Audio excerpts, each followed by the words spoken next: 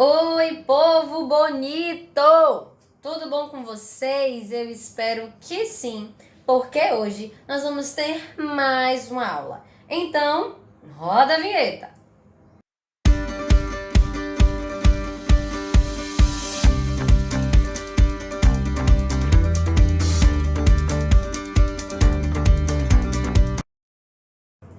Se você assistiu a chamada que nós postamos lá no Instagram, você vai saber já de cara que a nossa aula de hoje é sobre ligações químicas. Exatamente.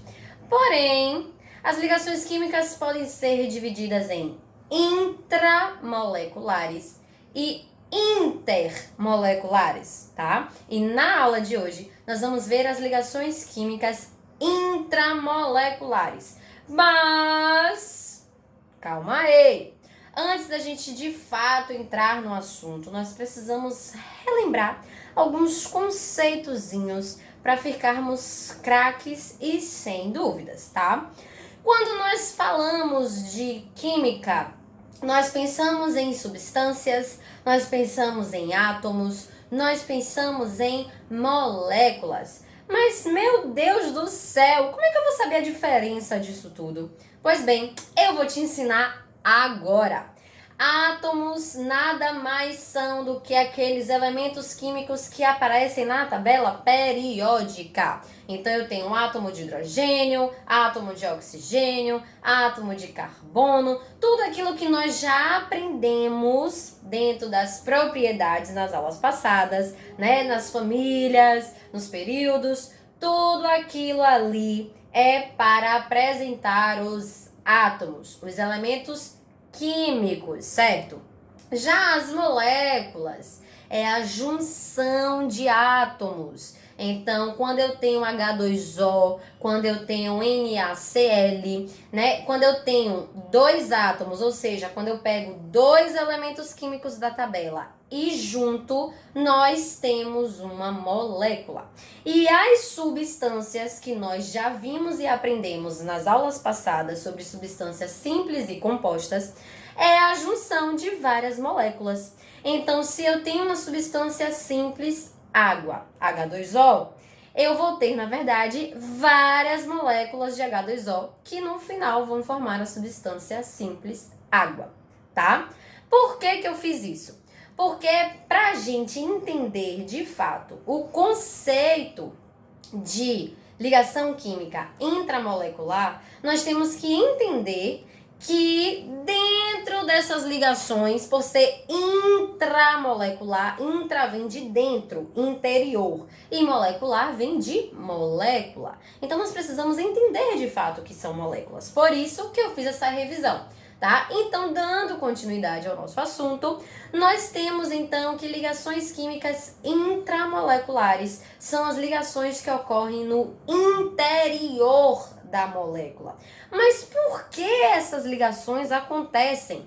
Porque elas querem se equilibrar, elas querem parecer normal, elas querem parecer natural. Elas se ligam para tentarem ficar normais, naturais. Ou seja, lembra da regra do octeto, que nós já vimos também, que é aquela necessidade que o átomo tem de estar equilibrado, estável, de ter 8 elétrons na sua última camada de valência?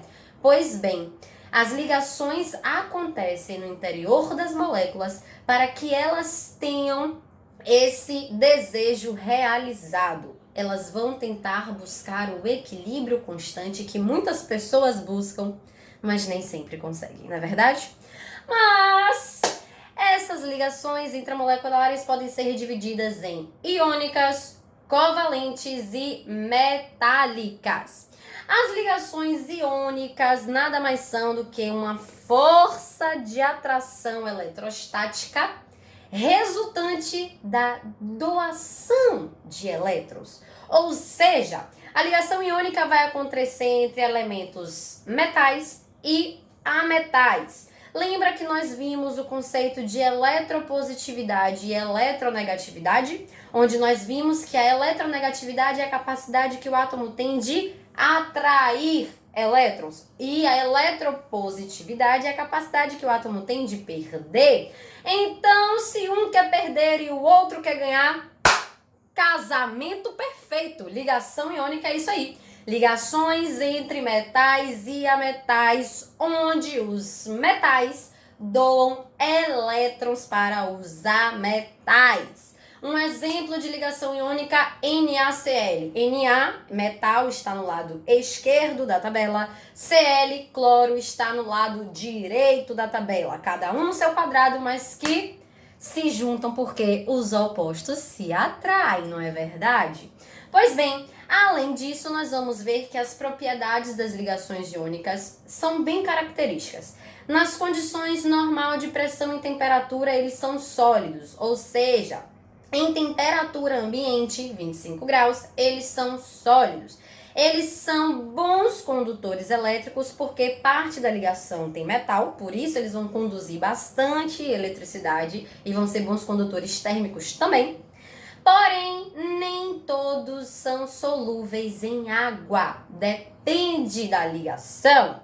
E eles possuem altos pontos de ebulição, porém terão baixos pontos de fusão. Depois vamos ver que existem as ligações covalentes, que nada mais é do que a força resultante entre o compartilhamento de elétrons. Lembra quando a gente vê história que a gente aprende sobre o escambo? Eu tenho batata, você tem feijão, eu te ajudo dando batata, você me dá feijão, todo mundo vive feliz, ninguém paga ninguém. É tipo isso aí. Eu estou ajudando o átomo e o átomo está me ajudando. Nós estamos compartilhando elétrons, né? E acontece entre ametais, pode ser ametal com ametal, ou pode ser um ametal com hidrogênio, porque hidrogênio é um átomo neutro, né? Então ele vai ser facilmente atraído pelos ametais, ok?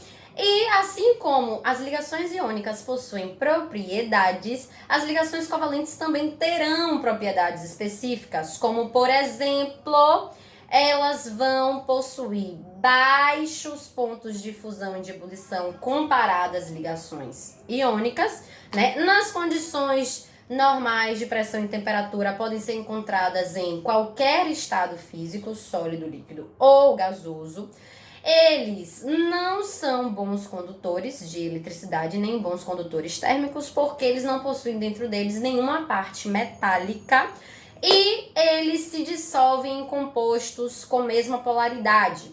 O que é polaridade? Toda ligação vai formar um polo, que é na aula seguinte, nós vamos ver as ligações intermoleculares, então nós vamos entender de fato o que é polo, e aí nós vamos ver que toda ligação vai possuir polo, e eles podem ser polares ou apolares, aquelas ligações que não possuem polo, tá?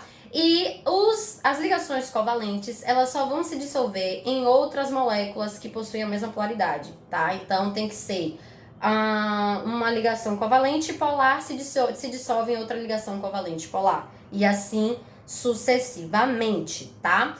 Além disso, as ligações covalentes podem ser de 4 tipos. Ligação covalente simples, que é quando a ligação possui apenas ligações simples, né? Nós aprendemos lá na base da química que cada elemento químico faz uma quantidade específica de ligação. Então, por exemplo, carbono, ele faz 4 ligações apenas para ele se tornar estável, equilibrado, tá? Então, na ligação simples, por exemplo, covalente simples, nós temos, por exemplo, o metano, CH4, onde o carbono vai fazer 4 ligações simples com 4 hidrogênios, certo? Já na ligação covalente dupla, eu posso dar como exemplo o gás carbônico, CO2, onde o carbono, que tem que fazer 4 ligações, vai ser distribuído em 2 ligações para um oxigênio, 2 ligações para outro oxigênio, porque cada oxigênio faz apenas 2 ligações. Nós temos a ligação covalente tripla, como por exemplo o N2, tá? Que é o caso de ametais, ametal com o próprio metal se ligando, nitrogênio se ligando com o próprio metal. E o nitrogênio faz 3 ligações, por isso uma ligação covalente tripla. E nós teremos também A ligação covalente dativa. Tá, a dativa é uma ligação que, além do compartilhamento de elétrons, ocorre também uma doação de pares eletrônicos. É o que acontece, por exemplo, no SO2, tá? O enxofre, quando está ligado com o oxigênio, ele precisa dessa doação do oxigênio, né? Já que são 2 oxigênios. O enxofre, ele não vai conseguir ter pares ligantes suficientes para se ligar com os 2 oxigênios. Então, o oxigênio concede um par eletrônico para que essa ligação ocorra.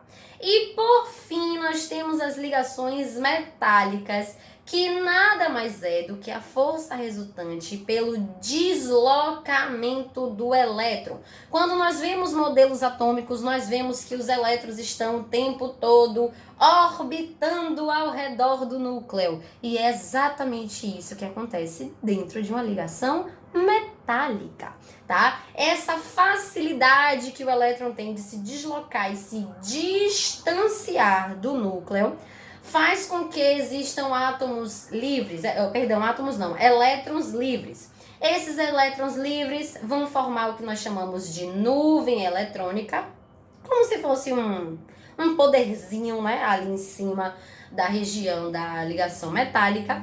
E essa nuvem eletrônica vai forçar que os átomos metálicos fiquem ali unidos. Exatamente, unidos venceremos, tá?